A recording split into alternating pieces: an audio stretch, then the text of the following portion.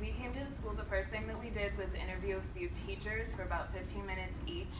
We talked about the computer lab, how it's set up now, the problems that the teachers had with it in terms of like what they teach and like how they use it. And then we also talked about what the teachers need from the computer lab. After conversing with the teachers, we discovered that their needs might be more oriented towards more mobile computer units in the form of Chromebooks or laptop carts rather than a new computer lab. Regardless, here are a few suggestions we came up with to make their current situation better.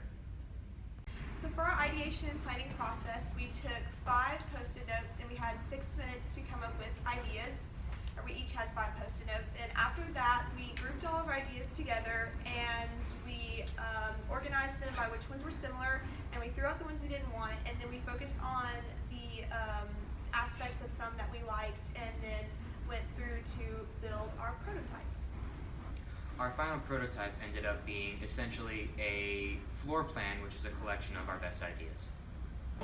We brought back in the teachers and gave them our solutions to the computer lab, and they didn't really have much to say about it besides good job. So I don't know if that's great thing, but yeah, that's. So after interviewing the teachers, we noticed that their needs are not met whatsoever. The way it's set up currently, the desks and the computers are faced towards the wall. It's hard to command the classroom, and they really need a better solution. So we changed the design of the computers in the computer lab from rectangular tables facing the wall to semicircle tables that utilize more of the space in the middle of the room, and they were sort of staggered in rows, and they faced a central direction, whereas the computer design for the tables beforehand had all faced the wall. This was good because the teacher could see what the students were doing all at once, but also it wasn't good for communication with the teacher and the students because the students were turned towards the wall. So this provided a more collaborative classroom, and also the students were grouped with each other. They could more easily work together, and they were spaced farther apart because they were in groups of 3, so there wasn't as much a distracting element with the students. There was a lot more space on these desks, so if a student needed to write something on paper, they would be able to do that without the monitor getting in the way. And also there was a stronger communication, like I said, with the teacher being in the front of the room and all the students facing in one direction versus the students having their back to the teacher the majority of the class. So when we moved the tables into the center of the room to utilize the space better, it created a problem with getting power supply to those computers because they're up against the wall, because the outlets are up against the wall.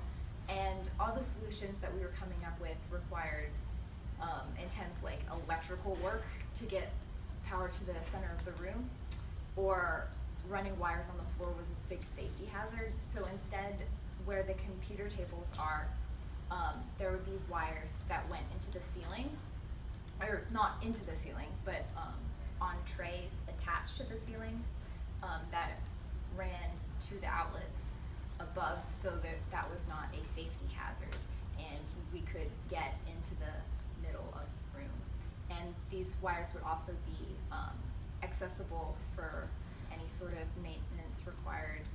You just climb on a ladder and you can reach in them, and around them would be some sort of rubber wire holder to keep them compact and out of the way. And because of the staggered table design, we don't think it's going to be much of a visual hazard or to prevent people from seeing. For the orientation of the room, we have 10 desks with 3 seats each. That's 30 desks, 30 students. We have an established front of the room, so everyone's facing one way.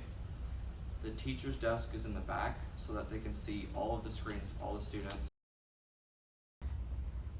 So all in all, these are the potential suggestions we came up with to address your needs for a redesigned computer lab.